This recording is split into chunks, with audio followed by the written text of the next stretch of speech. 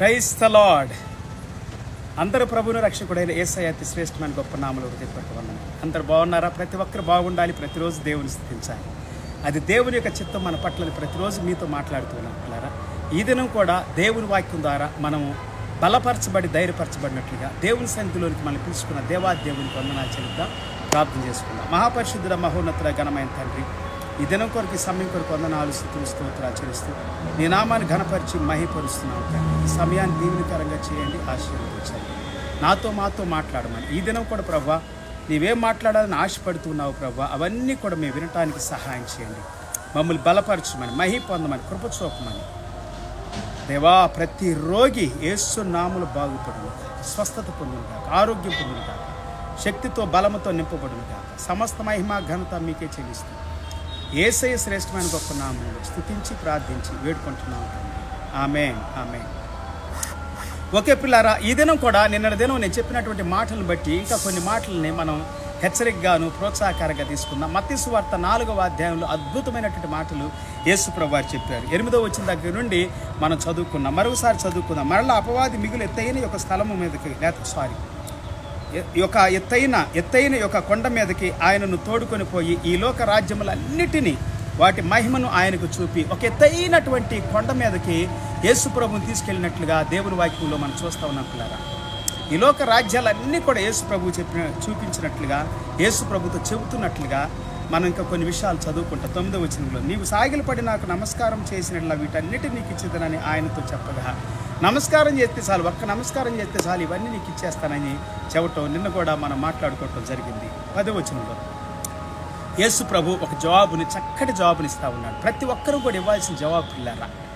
యేసు వానితో సాతానా పొమ్ము, ప్రభు అయిన నీ దేవునికి మ్రొక్కి ఆయనను మాత్రమే సేవించవలను అని వ్రాయబడినదని ఆయనను. యేసు ప్రభు ఏమంటున్నారు? అద్భుతమైనటువంటి మాట. Then Jesus said to him, be gone Satan, for it is written, you shall worship the Lord your God and him only shall you serve. దేవుని మాత్రమే నువ్వు ఆరాధించాలి అని చెప్పి వ్రాయబడి ఉంది అని ద్వితీయోపదేశకాండం 6వ అధ్యాయం 13వ వచనంలో రాయబడినటువంటి మాటల్ని మరి యేసుక్రీస్తు వారు చెప్పినట్లుగా మనం చదువుకుంటున్నాం పిల్లరా. అవన్నీ కూడా నేను చెప్పుకున్నా. అయితే యేసుక్రీస్తు వారు ఏమంటున్నారంటే మన యొక్క మరి ఆహారాన్ని దీవిస్తానని చెబుతూ ఉంటాడు. బైబిల్ గ్రంథంలో ద్వితీయోపదేశకాండము 23వ అధ్యాయము 25వ వచనం చదువుకుందాం. ద్వితీయోపదేశకాండం మనం చెప్పుకున్నాం. నిర్గమాకాండం, ఎక్సోడస్ చాప్టర్ 23 వర్స్ 25. నీ దేవుడైన యెహోవాను ఆయననే సేవించవలను, నీ దేవుడైన యెహోవాని సేవించవలను, అప్పుడు ఆయన నీ ఆహారమును నీ పానమును దీవించును. You shall serve the Lord your God and he will bless your bread and your water and I will take sickness away from among you. నేను నీ మధ్య నుండి రోగమును తొలగించేదను. రోగాలు, వ్యాధులు, బలహీనతలు అన్నీ తొలగిపోతాయి అని మనం చెప్పుకుంటున్నాం పిల్లల. యేసు ప్రభుని సేవిస్తే చాలు, ఆరాధిస్తే చాలు, దేవుడు అద్భుతాలు చేయటం మన జీవితంలో మనం చూస్తామని నిన్నటి దినం కూడా అనేకమైనటువంటి వాక్యాలని మనం చదువుకోవటం జరిగింది. ఈ దినం కూడా ఇంకా కొన్ని వాక్యాలని నేను మీతో చదివించాలని ఆశపడతా ఉన్నాను. బైబిల్ గ్రంథంలో నుండి ఒక వాక్యాన్ని మనం చదువుకుందాం. దేవునికి స్తోత్రం, హల్లెలూయా. కొరింథీ పత్రిక 1 కొరింథీ 10వ అధ్యాయము 26వ వచనం దగ్గర నుంచి చదువుకుందాం. 1 Corinthians చాప్టర్ 10 వర్స్ 26. దేవుని మాట వింటే, దేవునికి లోబడితే మన ఆహారం దీవించబడుతుంది, మన పానం దీవించబడుతుంది. మన ఆహారం, మన పానం దీవించబడితే పిల్లారా మనం ఆశీర్వాదకరంగా ఉంటాం. ఆహారమే అన్ని ఆరోగ్యాలకి మూలం.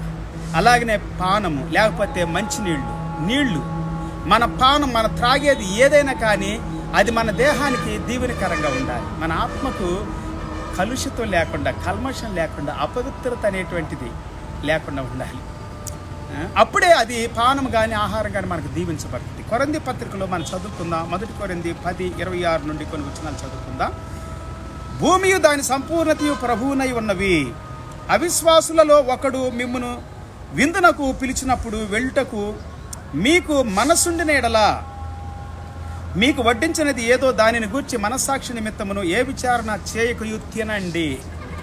మీకు మనసుంటే తినండి. ఎవరైనా విందుకు పిలిచినప్పుడు ఏ విచారించవద్దు అని చెప్పి దేవుని వాక్యం సెలవిస్తూ ఉంది. ఈ ఆహారాన్ని గురించి 2 టైప్స్ ఆఫ్ ఫుడ్ మనం చూస్తాం. 2 టైప్స్ ఆఫ్ ఫుడ్. ఒకటి ఏంటంటే బలిచ్చినటువంటి ఆహారము, ఇంకోటి ఏంటంటే మనం తినకూడనటువంటి ఆహారం.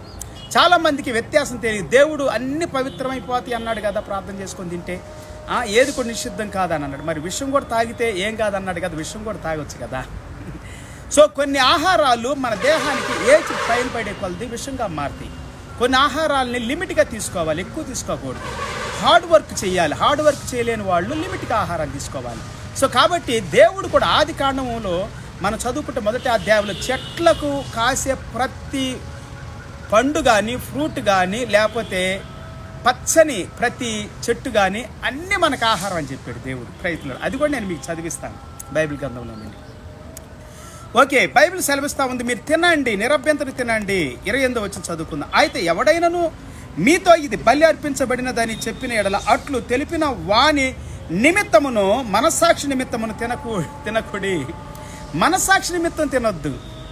బలి అర్పించింది కూడా ప్రార్థన చేసుకొని ప్రార్థనతో పవిత్రం అయిపోయింది కాబట్టి తినండి అని అంటున్నాడు. మీకు తినాలనిపిస్తే తినండి, కానీ బలి అర్పించిందని ఎవడని చెప్పాడు అనుకండి, వాడు మనస్సాక్షి నిమిత్తమే తినకూడదు అని అంటున్నాడు. ఓకే, మనస్సాక్షి నిమిత్తం అనగా నీ సొంత మనస్సాక్షి నిమిత్తము కాదు, ఎదుటివాని మనస్సాక్షి నిమిత్తమే. ఎదుటివాని మనస్సాక్షి నిమిత్తం తినకూడదు. నీ ఆహారం దీవించబడాలి. నువ్వు ప్రభువు మాట వినాలి, ప్రభువుకు లోబడాలి, ప్రభు చెప్పింది చెయ్యాలి. అప్పుడే నీ ఆహారం దీవించబడుతుంది, నీ పానం దీవించబడుతుంది, నీకు ఆరోగ్యం అనేటువంటిది నీ దేహానికి ఇవ్వబడుతుంది. ఎందుకంటే రోగాలన్నీ తరివేయబడతాయి, తీసేస్తాను, తొలగించేస్తాను అంటున్నాడు దేవుడు. Praise the Lord. ఒకవేళ నువ్వు వాని మనస్సాక్షి నిమిత్తం కనుక నువ్వు వాడిని గాయపరిచావు అనుకోండి, అది నీకు మంచిది కాదని కూడా అపోస్తలుడు పౌలు గారు ఒక సలహా ఇస్తా ఉన్నారు. ఎందుకనగా వేరొకని మనస్సాక్షిని బట్టి నా స్వాతంత్ర్యము విషయంలో తీర్పు తీర్చబడనేలా. నేను కృతజ్ఞతతో పుచ్చుకునేలా నేను దేని నిమిత్తం కృతజ్ఞతలు చెల్లించుచున్నానో దాని నిమిత్తము నేను దూషింపబడనేలా. కాబట్టి మీరు భోజనం చేసినను పానము చేసినను మీరు ఏమి చేసినను సమస్తమును దేవుని మహిమ కొరకు చేయుడి. దేవునికి మహిమ రావాలి పిల్లరా. So whether you eat or drink are what ever you do all to the Lord or to glory of God. Praise the Lord. దేవునికి మహిమ రావాలి, దేవుని ఆరాధించాలి, దేవుని స్తుతించాలి, దేవుని గణపరచాలి. ప్రతి విషయంలో దేవుని మహిమపరచాలని దేవుని వాక్యం సెలవిస్తా ఉంది పిల్లరా. నువ్వు తిన్నా కానీ తినకపోయినా కానీ, నువ్వేది తిన్నా కానీ, నువ్వు ఇతరుల మనస్సాక్షిని నువ్వు త్రోసివేయకూడదు. వందనాలు చెబుతూ దేవునికి మహిమ చెల్లిస్తూ ఇతరులు ఒకవేళ అభ్యంతరపరిచినట్లయితే దాన్ని నువ్వు చేయొద్దని అంటున్నాడు. అది మంచిదైతే చెయ్యండి. అతని మనస్సాక్షికి ఇది మంచిది కాదు అనిపిస్తుంది కదా, అంటే బలి అర్పించినటువంటి దాన్ని ఆహారం విషయంలో. కొన్నిసార్లు ఆహారాన్ని ఏది పడితే అది తింటారు కొంతమంది. తినటం ద్వారా కూడా రోగాలు వస్తాయి, వ్యాధులు వస్తాయి. ఎస్, కొన్ని బ్లడ్ ప్రెషర్ కానీ లేకపోతే బీపీ, షుగరు, థైరాయిడ్, ఇంకా కొన్నిసార్లు క్యాన్సర్ లాంటి. పిల్లరా, కొన్ని మన ఆహార నియమాలు జాగ్రత్తగా ఉండాలి. మనం తినే ఆహారము కేర్ఫుల్గా ఉండాలి. ఏది పడితే అది తినొద్దు, ఎట్లా పడితే అట్లా తినొద్దు, ఎంత పడితే అంత తినొద్దు, లిమిట్గా ఉండాలి. Praise the Lord. నీ ఆహారం దీవించబడాలి, నీ పానం దీవించబడాలి, రోగాలన్నీ తరివేయబడాలి, ఏ రోగం నీ దేహంలోనికి రాకూడదు. 32వ వచనం చదువుకుందాం. యూదులకైనను గ్రీసు దేశస్తులకైనను దేవుని సంగమనకైనను అభ్యంతరము కలుగజేయకుడి. యూదులకు కానీ గ్రీసు దేశస్తులకు కానీ సంఘానికి కానీ అభ్యంతరంగా ఉండొద్దు మీరు. ఇలాగ నేను కూడా స్వప్రయోజనమును కోరక అనేకులు రక్షింపబడాలని వారి ప్రయోజనమును కోరుచు, అనేకులు రక్షించబడాలని వారి ప్రయోజనం కోరుచు, అన్ని విషయాలలో అందరినీ సంతోషపెట్టుచు ఉన్నాను అంటున్నాడండి. 1 తిమోతి పత్రిక 4వ అధ్యాయం 1 నుండి 9వ వచనం వరకు చదువుకుందాం. 1 తిమోతి చాప్టర్ 4 verse 1 through 9. అయితే కడవరి దినములలో కొందరు అబద్ధికుల వేషధారణ వల్ల మోసపరచు ఆత్మలయందును దయ్యముల బోధ యందును లక్ష్యముంచి విశ్వాస భ్రష్టులగుతురని ఆత్మ తేటగా చెప్పుచూ ఉన్నాడు. ఆ అబద్ధికులు వాతవేయబడిన మనస్సాక్షి గలవారై వివాహమును నిషేధించుచు సత్య విషయమైన అనుభవ జ్ఞానము గల విశ్వాసులు కృతజ్ఞతాస్తుతులు చెల్లించి పుచ్చుకొని నిమిత్తము దేవుడు సృష్టించిన ఆహార వస్తువులను కొన్నిటిని తినుట మానవల్లని చెప్పుదురు. ఇది డిఫరెంట్ పిల్లారా. నీకు రోగం వచ్చినప్పుడు, వ్యాధి వచ్చినప్పుడు, షుగర్ ఉన్నప్పుడు, బీపీ ఉన్నప్పుడు, థైరాయిడ్ ఉన్నప్పుడు కొన్ని నియమాలు కొన్ని అవాయిడ్ చేయటం మంచిదే కదా, పత్తించేయటం. ఒకవేళ నీకు అంత విశ్వాసం ఉంటే మెడిసిన్ వాడుకో, హాస్పిటల్కి వెళ్ళకు. చాలామంది ఇవి మూర్ఖంగా ఉంటారు. ఇక్కడ అపోస్తలుడు పౌలు గారు చెప్పారు కదా, కొంతమంది నిషేధిస్తారని, దుర్బోధని, దొంగబోధని, అబద్ధబోధని అని అంటారు కొంతమంది. లేదు పిల్లారా, నువ్వు కొన్ని రోజులు నీ షుగర్ని, బీపీని, నీ యొక్క లేకపోతే థైరాయిడ్ని, ఇంకా పెయిన్స్ని, బాడీ అంతా పెయిన్ ఉంటుంది కొంతమందికి. కొన్ని వస్తువులు తినకూడదు, కొన్ని రోజులు తినకపోవటం మంచిదే కదా. తినగలిగినవి తినాల్సినవి తినండి, ఎక్కువ తినండి. కొన్ని వస్తువులు ఎక్కువ తినకుండా లిమిట్గా తినండి. నీ ఆహారం దీవించబడాలి, నీ పానం దీవించబడాలి, దేవునికి మహిమ తేవాలి, దేవుణ్ణి గణపరచాలి, దేవుని సేవించాలి, దేవుణ్ణి ఆరాధించాలి. అంతేగాని ఇష్టం వచ్చినట్టు తినేసేసి రోగం వచ్చేసేస్తే హాస్పిటల్కి వెళ్ళిపోయి మెడిసిన్ తింటూ ఉంటారు చాలామంది. మందులు తింటారు, బుట్టలు తట్టలు మందులు ఉంటాయి. ఆ మందులు ఎందుకు తినాలి? ఆహారం ఎందుకు ఎక్కువగా మితం లేకుండా తినాలి? మితంగా తినండి. మందులు ఎందుకు బుట్టలు తినాలి? ఎందుకు హాస్పిటల్ పాలవ్వాలి? ఎందుకు డాక్టర్ల దగ్గర వెయిట్ చేయాలి? నీ సమయం అంతా, నీ దినం అంతా మానసికంగా ఒత్తిడి, భావోద్రేకాల్లో ఒత్తిడి, శాంతి ఉండదు, సమాధానం ఉండదు, ఆరోగ్యం ఉండదు, ఆనందం ఉండదు. లాభమే ఉంది? నువ్వు వాడే మెడిసిన్ వలన ఇంకెక్కువ రోగాలకు దారి తీస్తుందంట డాక్టర్లు చెబుతుంది. ఆ దాంట్లో ఉన్నటువంటి ఆ కెమికల్స్ అవన్నీ ఎటు వెళ్ళాలి తెలియక ఎటు పడితే అటు వెళ్ళిపోయి ఇంకా అనేకమైన రోగాలకు, అనర్థాలకి దారి తీస్తాయి. సో కాబట్టి అందుకే మెడిసిన్ మీద మెడిసిన్ వాడతారు కొంతమంది. నీ ఆహారం దీవించబడుతుంది దేవుని యందు భయభక్తులు కలిగి ఉంటే, దేవుని మాట వింటే, లిమిట్గా ఉంటే, కంట్రోల్గా ఉంటే. Praise the Lord. ఆహారం దీవించబడాలి పిల్లారా. దేవుని సేవించండి, దేవుని మాట వినండి. మనుషుల మాట కాదు, డాక్టర్ల మాట కాదు, పక్కోళ్ళ మాట కాదు, ఎదుటి వాళ్ళ మాట కాదు. ఎవడు పడితే ఆడు చెబితే కూడా వినొద్దు. దేవుని వాక్యం ఏం చెబుతుందో వినండి. దేవుడు రోగాలన్నీ పారద్రోలుతానంటున్నాడు. బైబిల్ గ్రంథం సెలవిస్తూ ఉంది. అద్భుతమైనటువంటి మాటలు కదండి. ఇప్పుడు 4వ అధ్యాయం 4వ వచనం చదువుతా. దేవుడు సృష్టించిన ప్రతి వస్తువును మంచిది, కృతజ్ఞతాస్తుతులు చెల్లించి పుచ్చుకొని ఎడల ఏది నిషేధింపదగినది కాదు. ఏలైనగా అది దేవుని వాక్యం వలన, ప్రార్థన వలన పవిత్రపరచబడును. For everything created by God is good, and nothing is to be rejected if it is received with thanksgiving, for it is made holy by the word of God and prayer. ప్రార్థన చేసుకోండి. ప్రార్థన చేసుకున్నప్పుడు medicine వాడొద్దు. నేను చెప్పేది ఏంటంటే, ప్రార్థన చేసుకుంటా మెడిసిన్ వాడుతా అంటే మెడిసిన్ వాడండి, వాడొద్దు అంటలే నేను. కానీ లిమిట్ లేకుండా ఇష్టానుసారికి తినకూడని తిని రోగాలు పాలైపోయి ఎక్కువ మెడిసిన్ వాడి పాడు చేసుకునే కంటే నీ ఆరోగ్యాన్ని, నేను చెప్పేది ఏంటంటే లిమిట్గా తినండి. తినకూడని కొన్ని రోజులు మానేసేయండి. దాన్ని నీ బాడీలో ఉన్నటువంటి కొన్ని రెసిస్టెన్స్ పవర్ని పెంచుకోండి. మీ బాడీలో ఉన్నటువంటి కొన్ని అంటే రోగాలని క్రియేట్ చేసేయి, రోగాలు కలుగు చేసి. దేవుడు ఏమంటాడు? నీ ఆహారం, నీ పానం దీవించబడుతుంది నన్ను సేవిస్తే, నా మాట వింటే, నాకు లోబడితే. నేను రోగాలన్నీ పారదోలుతాను అంటున్నాడు. ఎందుకు రోగాలు ఉంటున్నాయి? ఎందుకు వ్యాధులు ఉంటున్నాయి? కారణం ఏంటంటే దేవుని మాట వింటలా, దేవుని సేవించట్లా, దేవుడిని ఆరాధించట్లా, ప్రార్థన చేయట్లేదు. అందుకే పవిత్రం చేయబడతలేదు అని దేవుని వాక్యం సెలవిస్తూ ఉంది. ఈ సంగతులను సహోదరులకు వివరించినట్లా నీవు అనుసరించుచూ వచ్చిన విశ్వాస సుబోధ సంబంధమైన వాక్యముల చేత పెంపారుచు క్రీస్తు యేసునకు మంచి పరిచారకుడవై యుందువు. అపవిత్రమైన ముసలమ్మ ముచ్చట్లు విసర్జించి దేవభక్తి విషయంలో నీకు నీవే సాధకము చేసుకొనుము. శరీర సంబంధమైన సాధకము కొంచెం మటుకే ప్రయోజనకరమవును కానీ దైవభక్తి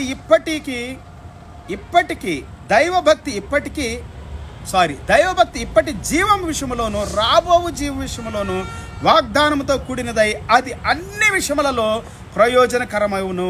ఈ వాక్యము నమ్మదగినది, పూర్ణంగీకారమునకు యోగ్యమునై ఉన్నది అని దేవుని వాక్యం సెలవిస్తా ఉంది. పిల్లారా, దేవుడు సృష్టించింది అంత మంచిదేనండి. నేను కూడా చెబుతా ఉన్నాను, ప్రతిదీ మంచిదే. కానీ నువ్వు విశ్వాసం లేకపోతే, ప్రార్థన చేయకపోతే, దేవుని దగ్గర కాకపోతే, దేవుని సేవించకపోతే అది అనారోగ్య పాలవుతుంది. నీకు అనారోగ్యాన్ని ఇస్తుంది, నిన్ను అపవిత్రపరిచిద్ది, నీకు రోగాన్ని ఇస్తుంది, వ్యాధిని ఇస్తుంది. చాలామంది వ్యాధులతో, రోగాలతో ఎక్కువ బాధపడుతూ ఉంటారు. కారణం ఏంటో తెలుసా? ఎక్కువగా చింతిస్తారు, బాధపడతారు, దిగులు పడతారు, వ్యాధునికి గురవుతారు, దుఃఖానికి గురవుతారు, కోపానికి, క్రోధానికి, కక్షలకి, భేదాలకి, అసూయలకు నిందిస్తూ ఉంటారు, దూషిస్తూ ఉంటారు సహోదరుల్ని, సేవకుల్ని, విశ్వాసుల్ని, ఇరుగు పొరుగు వారిని, బంధువుల్ని, రక్త సంబంధుల్ని, తల్లిదండ్రుల్ని, పిల్లల్ని, భార్య భర్తను, భర్త భార్యని దూషించుకుంటూ ఉంటారు, నిందించుకుంటూ ఉంటారు, విమర్శించుకుంటూ ఉంటారు. దానివలన కూడా ఆయుష్ తగ్గిపోయిద్దంట, రోగాలు శక్తి పెరిగిపోయిద్దంట. దేవునికి లోబడితే, నువ్వు దేవుని మాట వింటే, దేవుని సేవిస్తే పాపము నుండి దూరం అవుతావు, చీకటి నుండి దూరం అవుతావు, రోగము నుండి దూరం అవుతావు. Praise the Lord. అన్ని తొలగిపోతాయి నీ దగ్గర నుండి. అదే దేవుని వాక్యం మనం సెలవిస్తా ఉంది. ద్వితీయోపదేశకాండంలో 23-25 మనం చదువుకున్నాం కదా. Deuteronomy chapter 23 verse 25. దేవుడు అంటున్నాడు, ఆయన సేవిస్తే, ఆయన ఆరాధిస్తే, ఆయనకు లోబడితే నీ పానాన్ని, నీ ఆహారాన్ని దీవించి రోగాలన్నీ పారద్రోలుతాడండి. రోగం ఉండదు, కష్టం ఉండదు, బాధ ఉండదు, అన్ని కంట్రోల్ అయిపోతుంది. శరీరం మొత్తం క్లీన్ అయిపోయింది. Praise the Lord. ప్రార్థన చేసుకోండి. ప్రార్థన చేసుకుంటే మీరు ట్యాబ్లెట్లు ఎక్కువ వాడటానికి ఏమాత్రం కూడా నడిపించబడరు, అవసరమే ఉండదు. ట్యాబ్లెట్లు ఎక్కువ వాడుతున్నారంటే మీరు ప్రార్థన చేసుకోవట్లేదు. ప్రార్థన కూడా విశ్వాసయుతమైన ప్రార్థన రోగిని బాగు చేస్తుంది, పవిత్రపరిచిద్ది, మిమ్మల్ని శుద్ధీకరిస్తుంది, మీ ఆహారాన్ని దీవిస్తుంది, మీ పానాన్ని దీవిస్తుంది. హల్లెలూయా. సో పిల్లారా, ప్రార్థన శక్తి చాలా గొప్పదండి. దేవుని సందులో ప్రార్థన చేయండి, దేవుని ఆరాధించండి, దేవుని సేవించండి, దేవుని గణపరచండి. అద్భుతాలు మీ జీవితంలో చూస్తారు. రోగాలు, వ్యాధుల నుండి ఈ రాత్రే యేసు నామములో మీరు విడుదల పొందుదురుగాక, స్వస్థత పొందుదురుగాక, బాగుపడుదురుగాక. చాలామంది దాన్ని బోధించొద్దండి అని అంటాడు. వీడు ఏదో పెద్ద బోధకుడిలాగా. బైబిలే చెబుతా ఉంది, నేను కాదు. ఆ సహోదరుడు పెద్ద బోధకుడిలాగా చెబుతాడు. వాడికి ఇష్టమైంది వాడు బోధించుకోమను. బైబిల్ ఏం చెబుతుందంటే, నిన్ను స్వస్థపరిచే యెహోవాను నేనే. రోగం ఉంటే కూడా రక్షణ ఉండదు, తెలుసా మీకు? రక్షణ ఉంటే రోగం ఉండదు. ఎందుకు రోగం ఉందంటే రక్షణ లేదు. దేవుని దగ్గర రావట్లే, దేవుని ఆరాధించట్లా, దేవుని స్తుతించట్లా, దేవుని గణపరచట్లా. ఎప్పుడైతే దేవుని గణపరుస్తారో, దేవుని ఆరాధిస్తారో, రోగాలన్నీ తరివేయబడతాయి, మొత్తం ఊడ్చుకుపోతాయి. ఆమేన్.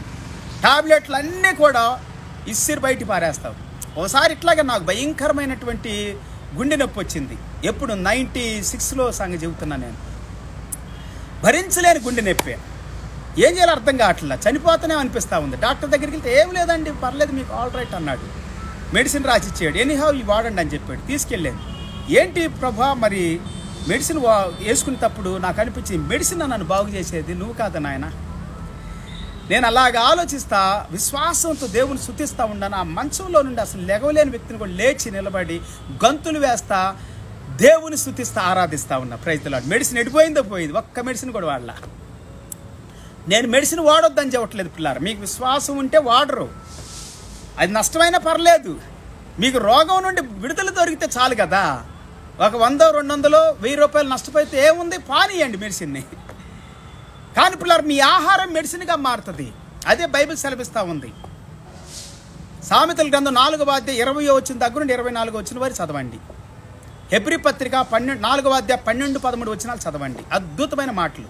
కేళల్లో, కాళ్ళల్లో, నరాలు, ఎముకలు, కండరాలు, మూలుగుల్లోనికి దేవుని వాక్యము ఆహారంగాను, దేవుని వాక్యం జీవంగాను, దేవుని వాక్యం ఒక మందుగా పనిచేస్తుందంట. Praise the lord. మీ ఆహారం దీవించబడును గాక, మీ పానం దీవించబడును గాక, సర్వ సమృద్ధి మీకు కలుగును గాక, ఆరోగ్యముతో నింపబడుదురు గాక, సకల రోగములు యేసు నామములో పారద్రోలబడును గాక, వ్యాధి రోగం ఇప్పుడే గద్దించబడును గాక. ఏ వ్యాధి ఉన్నా మీ యొక్క ఎంట్రుకులు చివరి దగ్గర నుండి బొటన వేలు యొక్క, చిటికెన వేలు యొక్క అన్ని గోళ్ళ వరకు కూడా స్వస్థత కలుగును గాక. గోరు కూడా ఒక్కోసారి దెబ్బ తగిలితే చాలా తీపిగా, బాధగా ఉంటుంది పిల్లారా. తీపిగా అంటే స్వీట్లా కాదు, భయంకరమైనటువంటి బాధ. నీ గోరు బాగుపడాలి. Praise the lord.